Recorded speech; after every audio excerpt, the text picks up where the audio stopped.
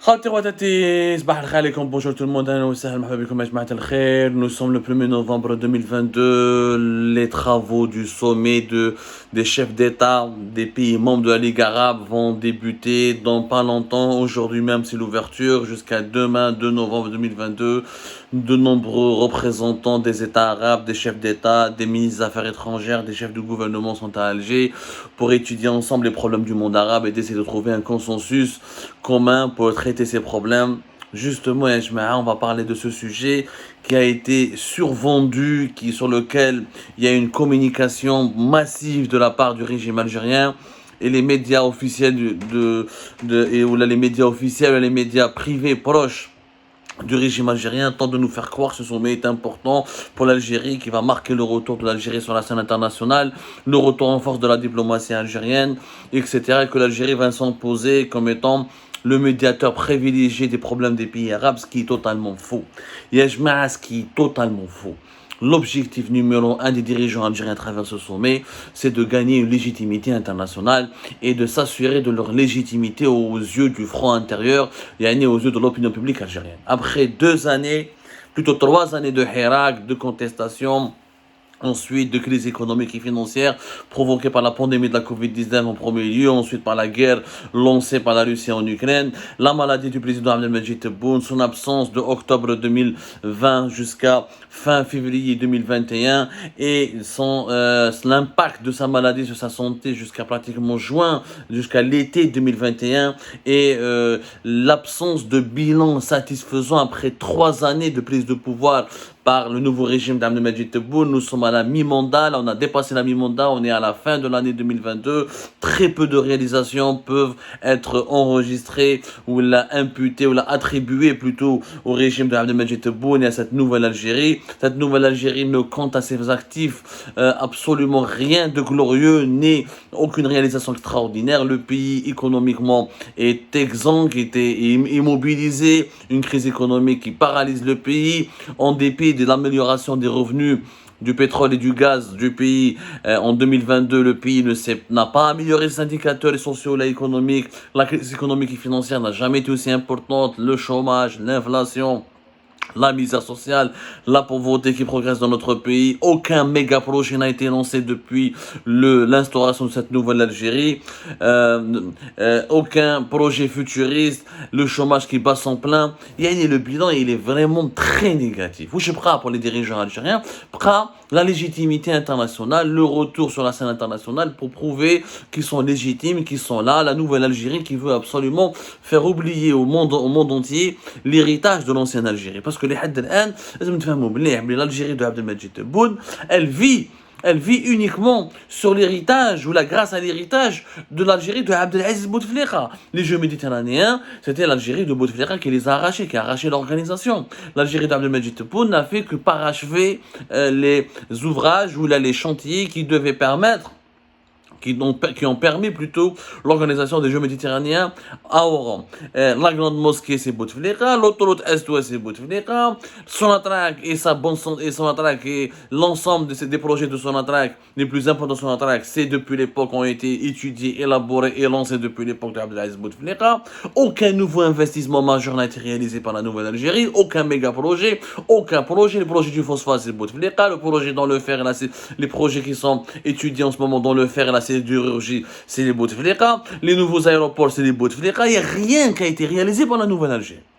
انا نقولها لكم اعطوني un projet ولا une idée ولا ما لا باليش انايا une notion ولا une nouvelle vision ولا quelque chose, un chantier, un nouveau chantier qui a été lancé par la nouvelle Algérie. Rien, absolument rien. Pour le moment, bien sûr, il y a des circonstances qui peuvent expliquer cela. La maladie d'Abdelmadjid Tebboune et son absence plus de 6 mois, la pandémie de la Covid-19 de 2020, la crise, la conjoncture internationale qui s'est aggravée en 2021, mais depuis le début de l'année 2022, avec l'amélioration des exportations du pays, gazières et pétrolières du pays, avec l'amélioration et la conjoncture mondiale qui est favorable aux pays producteurs de pétrole et de gaz, l'Algérie aurait pu, la nouvelle Algérie de Abdelmadjid Tebboune aurait pu lancer des réformes, lancer des programmes d'investissement, se lancer dans un plan de redressement économique national, améliorer le climat économique et le climat politique, mais rien n'a changé. L'Algérie de 2019 et l'Algérie de 2022 est la même. La seule différence, c'est que le Hirak a disparu. C'est la seule différence. À l'exception de la disparition du Hirak, rien n'a changé. Les prisonniers politiques, la répression de la liberté d'expression, la répression des droits fondamentaux, des libertés fondamentales, l'étouffement des libertés civiques, ou des libertés publiques et des droits civiques, rien n'a changé. Rien absolument n'a changé. L'amélioration de l'état de santé de Abdelmadjid Tebboune, c'est le seul changement. Et la disparition du Hirak. Mais rien de concret n'a été réalisé par cette nouvelle Algérie. Mais là où je parle, pour les dirigeants algériens, la scène internationale. Parce que sur le plan interne, il n'y a rien de glorieux, il n'y a rien de réjouissant. Ils peuvent se targuer d'aucune nouvelle réalisation. Au contraire, plus de chômage, plus de pauvreté, moins d'emplois, plus de vie chère, plus d'inflation. Rien vraiment de positif n'a été enregistré. La diplomatie, c'est le sommet des chefs d'État de la Ligue arabe qui n'est pas une réalisation. Tous les pays du monde arabe, membres de la Ligue arabe, ont le droit d'organiser des sommets, sauf les pays qui sont en guerre, comme la Somalie ou le Soudan. On a des pays instables, ils ne pourront pas organiser un sommet. Mais c'est une tournante. C'est une organisation qui est tournante. Et les 22 membres de la Ligue arabe devront chaque année, chaque pays de ces pays-là, organiser un sommet. Où cette fois-ci, le sommet a été organisé avec 3 ans de retard, parce qu'il y avait la pandémie de la Covid-19, il y avait des événements très troublants au niveau de l'année 2021. Le sommet il revit une certaine importance. Ce n'est pas grâce à l'Algérie, c'est parce qu'il y a une conjoncture mondiale troublante et bouleversante, avec le début avec la guerre lancée par la Russie en Ukraine, avec l'augmentation des prix, la crise énergétique, la crise au niveau alimentaire, les crises économiques et financières et leur impact socio-économique. C'est pour cette raison que le sommet cette année revêt une certaine importance, parce qu'il y a une conjoncture autour, une conjoncture mondiale inquiétante, alarmante et dramatique.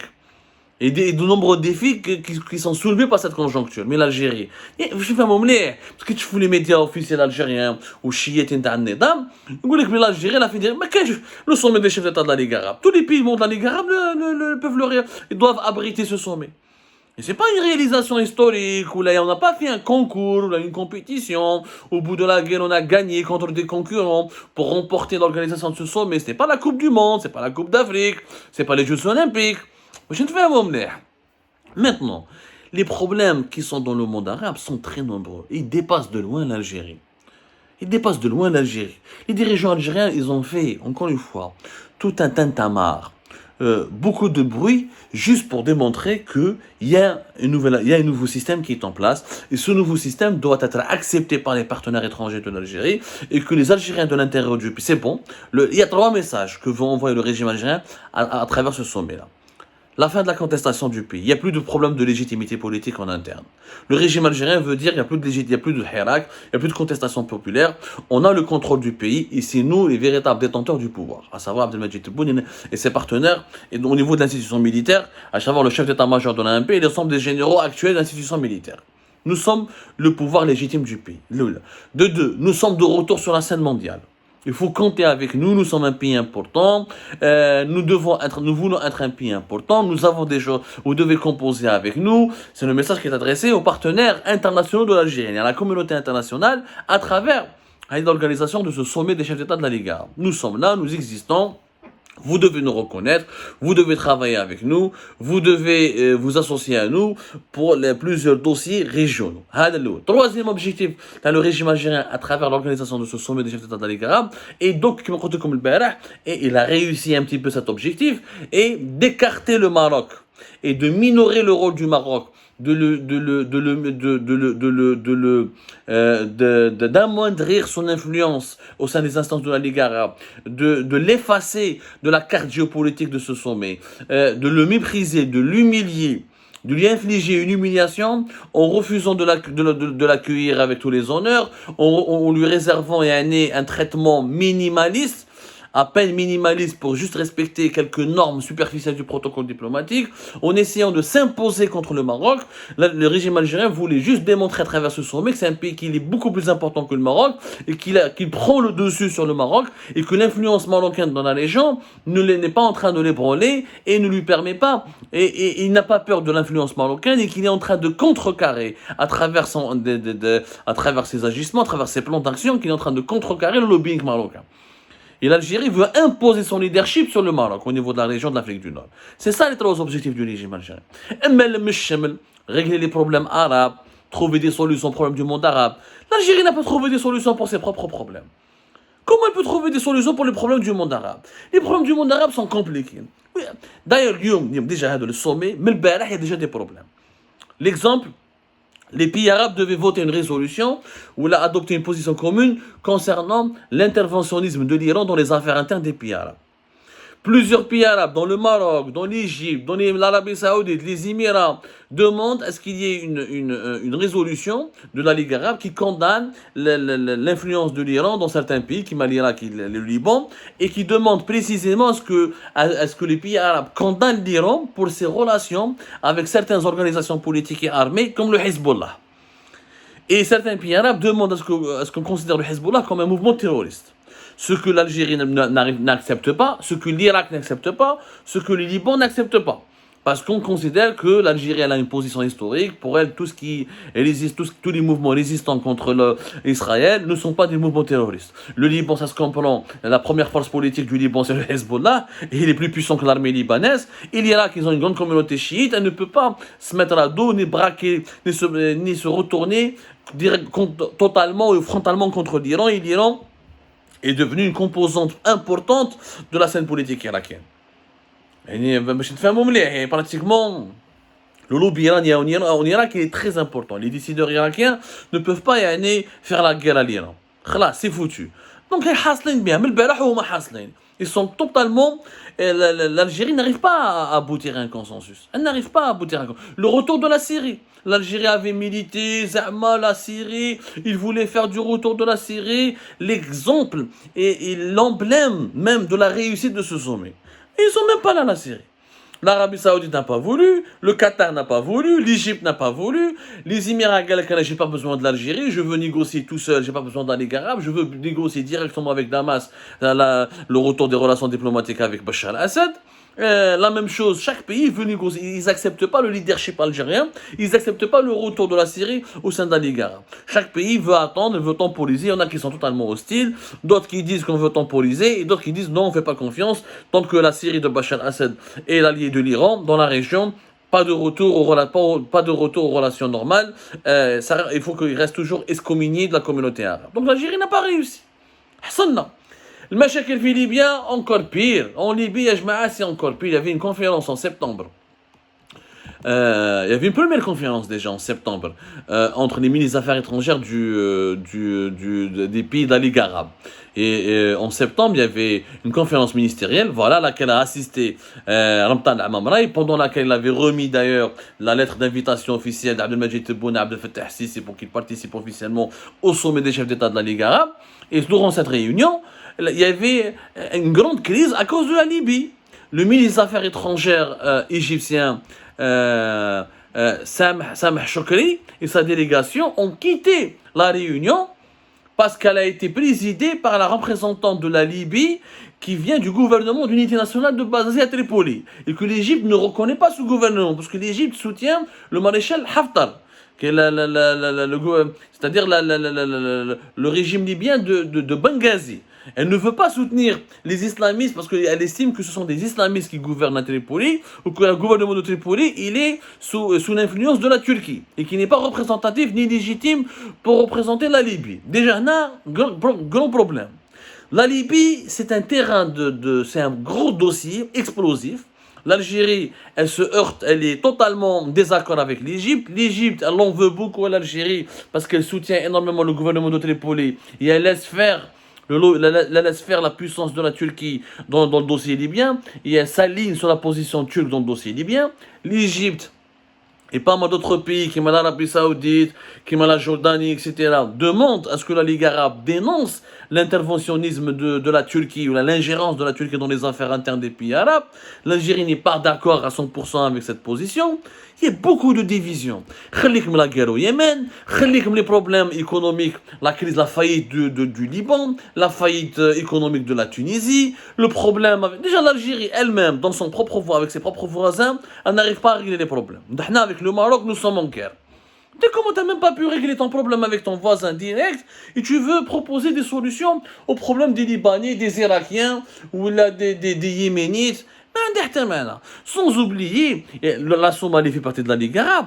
La famine, les problèmes politiques, le terrorisme en Somalie, les problèmes il y a des problèmes politiques entre les îles Comores avec l'Érythrée, le problème Bénin. Déjà, entre les pays du Golfe, le Qatar et le Bahreïn, les Émirats, les relations sont encore tendues. Mais j'ai quelques bires dans le monde arabe, et trop. Le problème entre l'Égypte et l'Éthiopie, où l'Algérie s'est rapprochée beaucoup depuis l'été 2022 de l'Éthiopie, ce qui a énervé l'Égypte, qui le vit comme étant une trahison. Un pays, je veux unifier les rangs des pays arabes. Un pays arabe qui a un problème de pratiquement, il y a une guerre risque d'être déclarée entre l'Égypte et l'Éthiopie à cause du barrage de la Renaissance éthiopienne qui détourne une grande partie des eaux du Nil. Une grande partie des eaux du Nil. Et normalement, si on parle de la solidarité arabe, normalement l'Algérie devrait soutenir l'Égypte. Elle devrait aller proposer, faire des pressions sur Addis Abeba pour que pour que les Éthiopiens ne détournent pas les eaux du Nil, pour que ce projet ne cause pas préjudice au Soudan et à l'Égypte. Et bien l'Algérie est en train de soutenir l'Éthiopie. Elle se rapproche de l'Éthiopie, ou elle discute avec l'Éthiopie, etc. La présidente de l'Éthiopie était présente lors de la célébration du 60e de l'indépendance du pays. Récemment, le premier ministre éthiopien Abiy Ahmed était en août pour une importante visite d'État. Donc, où est la solidarité arabe? Donc déjà, bien sûr, l'Algérie a ses arguments, c'est l'Égypte qui torpille, qui est en train de comploter contre l'Algérie en Libye, en Tunisie. Il y a beaucoup d'arguments de part et d'autre. Mais ceci dit, il n'y a pas d'unité du monde arabe. Donc, les dirigeants algériens ne pourront pas régler les problèmes du monde arabe.